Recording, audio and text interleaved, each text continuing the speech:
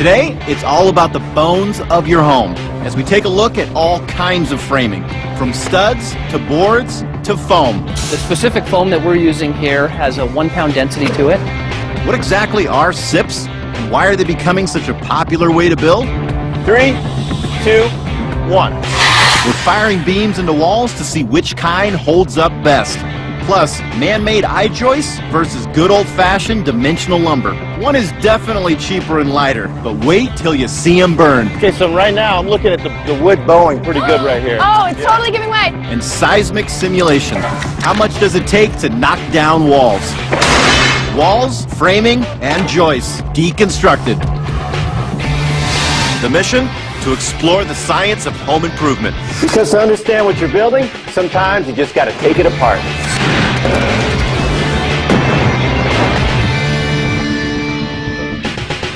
Hey, I'm Matt Blashaw. Today we are talking structures. From how your home is built to the materials that keep them together. Most homes are still framed with sticks, 2x4s or 2x6s. It's a tried and true method. But that is starting to change. How often have you seen a house framed like this? Full walls, the sheathing, the insulation, all pieced together at once. At Premier Building Systems in Seattle, Washington, they custom make these prefab panels. They're called SIPs. What is a SIP?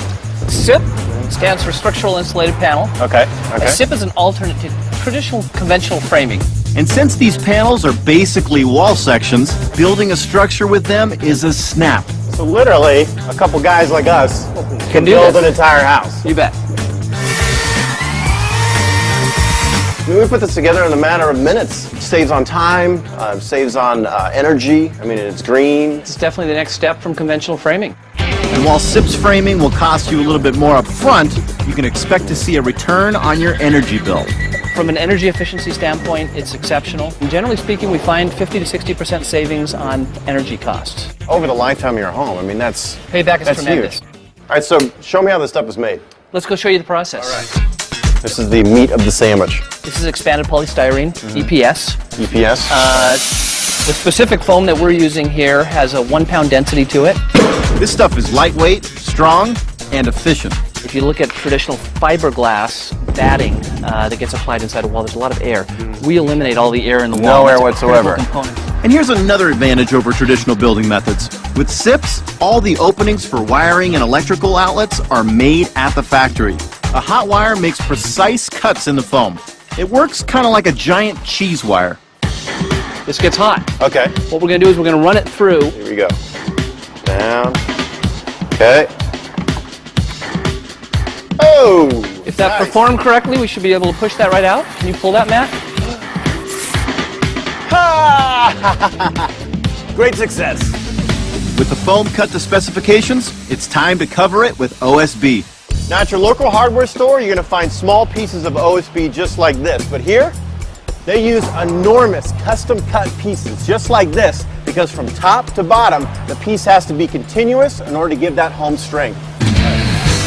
All right, so this is where the meat and the bread become the sandwich. Our next step is the actual marrying of the 3 critical components to a SIP. That's the OSB, the EPS, and the structural laminate. They use a strong adhesive to attach the OSB to the foam. Then it all goes into the press for curing.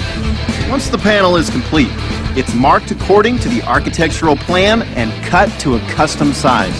You have all this high-tech equipment and you're using a chainsaw. Still the best methodology for these types of personalized cuts, if you will, yes. And you just look cool doing it. And we look really cool doing it. The chainsaw is used for custom pieces, but for the prefab stock panels, they use an automated CNC router. Why are we behind such thick glass here? The pieces are spinning at a high revolution out there, and we have had a very rare occasion when the actual router bit has hit something and it's exploded. Even if the router bits don't go flying, the foam bits certainly do. While the panels are lightweight, they're 40% stronger than conventional lumber. And to make sure of that, they put them to the test. First, they test the adhesive that binds the foam to the OSB. Ow! All right, so that busted right out from the foam. We know the glue worked, and that's what we want to see. Then they test the actual foam for strength. We're pulling it apart. That's what we're doing. We're All right. pulling it apart. And Bam. Our sample broke at 93 pounds. Past 65 that's passing. That's like a D. 68 is good, yeah. It's like a D. We're pulling an A. Right. A minus. While SIP structures have been around for decades, they are just starting to gain momentum in the building industry. The number of homes constructed with SIP panels has doubled since the late 90s. And if the folks at Premier Building Systems have their way, that trend will continue. Still ahead, we're going to put some SIP panels to extreme tests.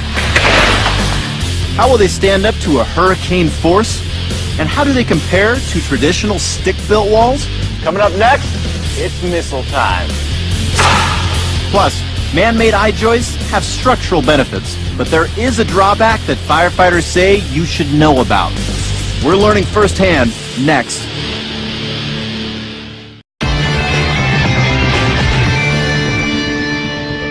We've seen how SIPs are made, but now let's destroy a few to see how strong they are. And for that, we're going to the NTA testing facility in Indiana.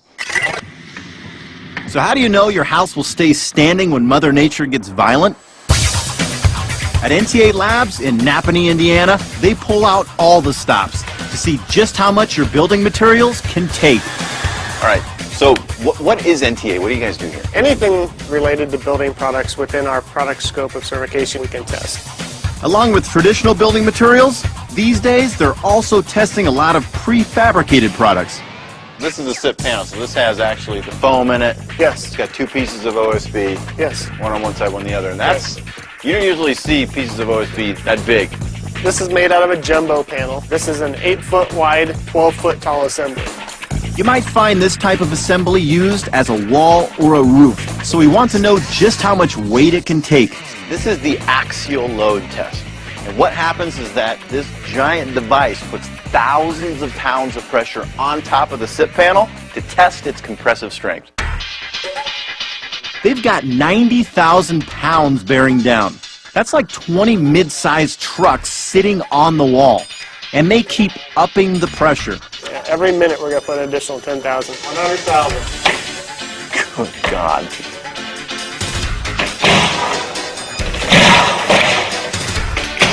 That's it. How high did you get?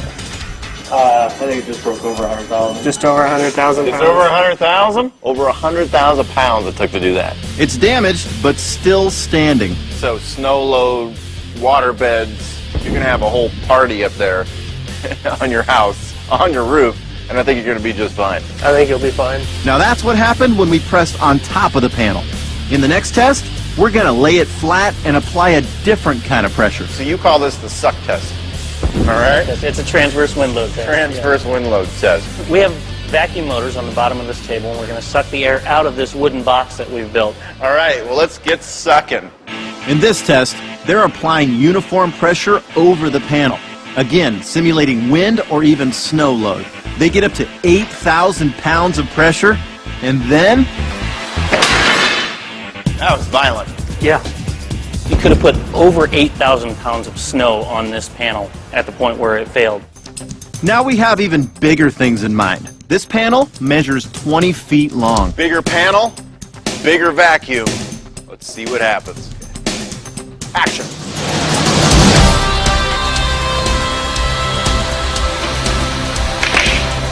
Oh! The longer panel went a little earlier at 5,600 pounds, but it still held up pretty well. It looks like it didn't actually break. Yeah, it bends before it breaks, and that'll give you an indication if the wall is overstressed. 2 tests down, 1 to go. The next one simulates hurricane force winds. All right, well, let's see the missile. Oh, yeah. This thing's going to fly on at how many miles an hour? 34 miles an hour. Yes. We got a SIP and 2x6 construction with drywall and OSB. We'll compare how they do. Let's fire some missiles. First, we'll take aim at the drywall and OSB. 3, 2, 1. Oh, jeez. So this would clearly be a failure. Whoa, clearly. Without any insulation to slow it down, the missile went clean through. That wind will enter the house or the building.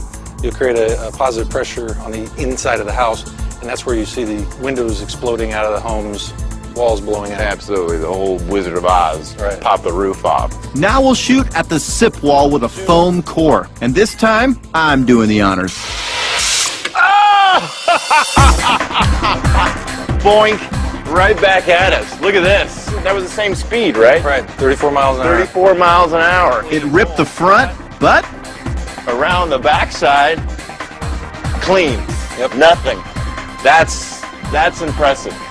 so even though the OSB was cracked, the foam was strong enough to stop our missile. Good to know if you live in storm-prone areas. NTA is all about testing building materials, so our homes can withstand the worst conditions. How can you tell which walls in your home are load-bearing and should not be messed with? Any outside wall should always be considered load-bearing. But remember, a remodel can turn an exterior wall into an interior one.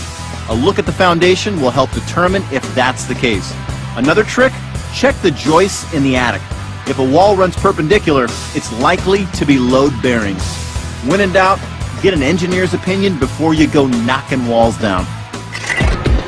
Up next, meet engineer Deanne Bell, who helps us compare dimensional lumber and engineered I-beams. Here we go. It's deflected. 46. Oh, that's some good deflection. That's the mouse! Nice! We're putting these joists to the ultimate strength test, and then we'll see how they burn. The thicker wood is really kind of keeping it contained. Which type of wall systems are strongest? We're gonna rack them all till they fall, so stick around. More and more these days, people are using this stuff to build their house. It's an I-joist made of engineered wood. Essentially wood particles and veneer strips held together with strong adhesives. It's lighter, cheaper, and they say stronger. But is it stronger than dimensional lumber? Well, I brought an engineering expert, Deanne Bell, to help us out. How's it going? How are you? Good. Now, have you ever worked with this stuff before? A little bit. All right. So what makes it so strong? Well, it's all about this crosscut. It's all about that shape. As this sags, everything on the bottom is stretching, everything on the top is compressing. What's great is right in the middle, there's no stress at all. So we remove all that material and you get similar structural integrity, less material. Less material. And because the wood is engineered, the beams can be made much longer than dimensional beams. So how do they compare in terms of strength? What are we going to be doing? Breaking beams Love it. with an excavator. Ah, love it. All right, cool. So we're going to be actually putting pressure down on these things to see when they'll crack. Exactly. And to measure the force from the excavator, we're using this, a load cell. It will tell us exactly how much weight we're applying to our joists. First up, our dimensional lumber joists. Let's see what this sucker can do. Here we go. 600s, 800, up to 1,000 already. 14, 15, 16, 17, 2,000. Come on. Here we go. It's deflected. 46. Oh, that's some good deflection. 48, we're up to 5,000. 5,000 pounds. Nice. Well done. Right there, but not. Look at that. All right, so that broke at 5,100 pounds. So how will our engineered joist fare? 500, 600, 700, Okay. 800, 900, 1,000, 12, 13, 14, 15, 16, 20, Let's see a little 3,000, deflection there. 32, 34, 36, 38, 37. Deflecting this. There we go. The composite I-joist snapped at about 4,800 pounds. So they're actually pretty close. They're pretty comparable. Yeah. You think about how much lighter this is, how much cheaper it is. You're basically using scraps to make this. Recycled material. I mean, there's a lot of advantages. So dimensional lumber and engineered wood, structurally speaking, are pretty comparable in terms of strength. But how do they hold up to fire? Let's cook some floors. We made two 4x8 floor systems, one with dimensional joists and the other with composite I-joists. Then we put 200 pounds of concrete blocks on top of each and plenty of fuel for our fire underneath. All right, you ready for this? I'm ready. Let's let the Battle of the Burn begin. I love the burn. All right, ready? It's on your mark. Aim, fire.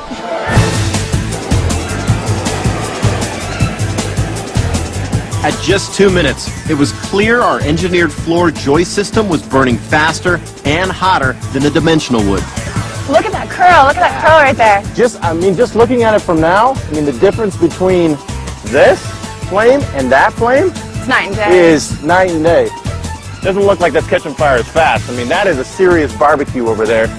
Yeah, right here we're still contained in the middle. Yeah. And it seems like the thicker wood is really kind of keeping it contained. It's Holding Weird. it. Look at that. It's just totally belling out the sides. It usually takes the fire department about 12 to 20 minutes to respond, but at just 6 minutes into our test, Okay, so right now I'm looking at the wood bowing pretty good right here. Oh, it's totally giving way. It's totally giving way right now. Here we go. I think we're going to have a There's collapse. There's a hole on the left. It's bending. It's bending. Oh, wow. Look inside there. Here we go. The OSB Any in the middle second is now. totally giving way. And looking it over to the other fire with the dimensional lumber, it's holding up pretty good. I mean, there's nothing. There we go. as for our dimensional joists, it took almost 3 times longer for failure. While no one is suggesting that engineered I-beams shouldn't be used, firefighters do say your escape time during a fire may be less than with dimensional joists. There are fire precautions that you could take with the engineered lumber that could help, but in its raw scenario, there are definitely some weaknesses. Well, all in all, when it comes to fire, dimensional lumber, clear victory. Clear victor. Coming up, earthquake simulation. How will 3 basic wall structures hold up to seismic stress? Your way. Heave! We're gonna get racking next.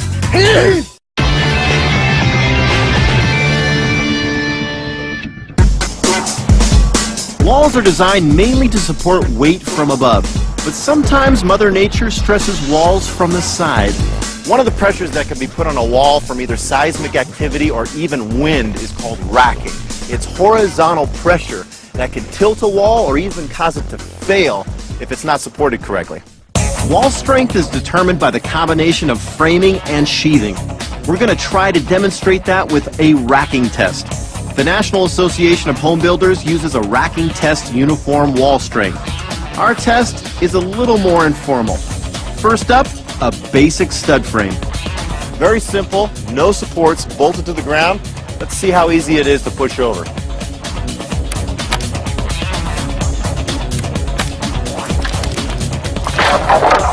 So, as you can see, with no support, it's pretty easy to push over. I'm bringing in Justin for the next wall to help me install a cross brace. Cross braces, or let-in braces, are usually notched into the studs, but fastening it on top should give us pretty much the same effect. So the cross bracing is really used to stop the racking itself. So this is, we're going to have quite a time with this. I think so. Oh, I can already feel it just how we're carrying it. Already solid. My way first, ready? It's not going anywhere. A little geometry goes a long way. Looks like we need a little more leverage. Rope!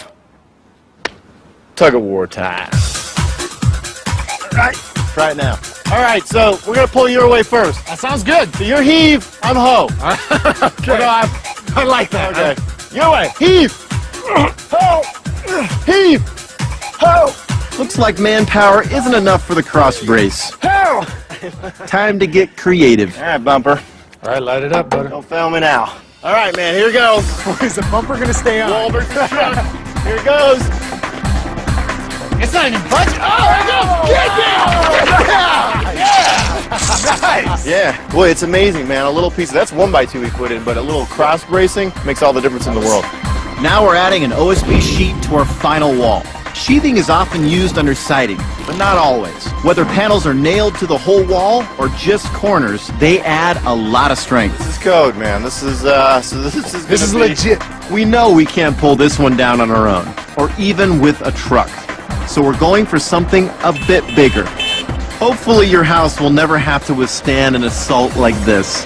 That's good. Perfect. I think you've got enough power. I think I got enough power, man. You ready? Just guide me in. Let's do it, man. Knock it down, kid. Oh, get it! Get it, man! Utter complete destruction. Chewed it up completely out.